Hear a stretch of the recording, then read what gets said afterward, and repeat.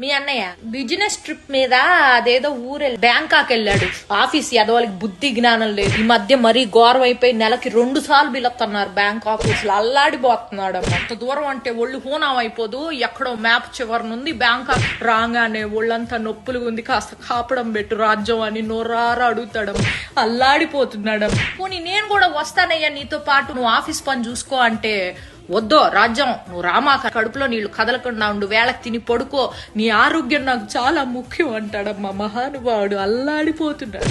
ఓ రోజైతే అర్ధరాత్రి పూట ఆఫీస్ నుంచి పూజ అనే అమ్మాయి ఫోన్ చేసి నువ్వు ఉన్న పళంగా రావాలి అర్జెంటుగా అని చెప్పేసేసరికి మనిషి ప్యాంటు చొక్కా వేసుకొని గబా గబా గబా గబా బయలుదేరిపోయాడమ్మా. తెల్లారొచ్చాక తెలిసింది ఆ పూజ అనే అమ్మాయి ఫోన్ చేయకపోతే ఉద్యోగం కాస్త ఊడిపోయేది. అల్లాడిపోతున్నాడమ్మా మనిషి. అసలు ఏమైంది తెలుసా, నేను పుట్టిన నుంచి వచ్చేటప్పటికి ఇంట్లో ఒక అమ్మాయి ఉంది. నన్ను ఎవరండి ఈవిడే అని అడిగేసేప్పటికి అర్బన్ క్లాప్ నుంచి పిలిపించాడంట నన్ను సర్ప్రైజ్ చేయడానికి, ఇల్లంతా క్లీన్ చేయించి.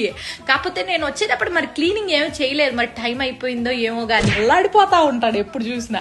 చింటూగాడి క్లాస్ టీచర్ తోటి 24 గంటలు ఫోన్ మాట్లాడుతూ ఉంటాడు. వాడికి ఎలా చదువు నేర్పించాలని చెప్పి సలహాలు ఇస్తా ఉంటాడంట. 1-2 సార్లు ఇంటికి కూడా వచ్చింది అనుకో. మన ఇంటి కింద లేదు 4 కాలేజీ అమ్మాయిలకి అద్దెకిచ్చాడు మీ అన్నయ్య. ఎందుకండి అంటే వయసులో ఉన్నారు, అర్ధరాత్రి ఏమన్నా అవసరం అవుతుందని చెప్పి కిందకి వెళ్ళి నేను హెల్ప్ చేస్తానని చెప్పి మహానుభావుడమ్మా. అల్లాడిపోతా.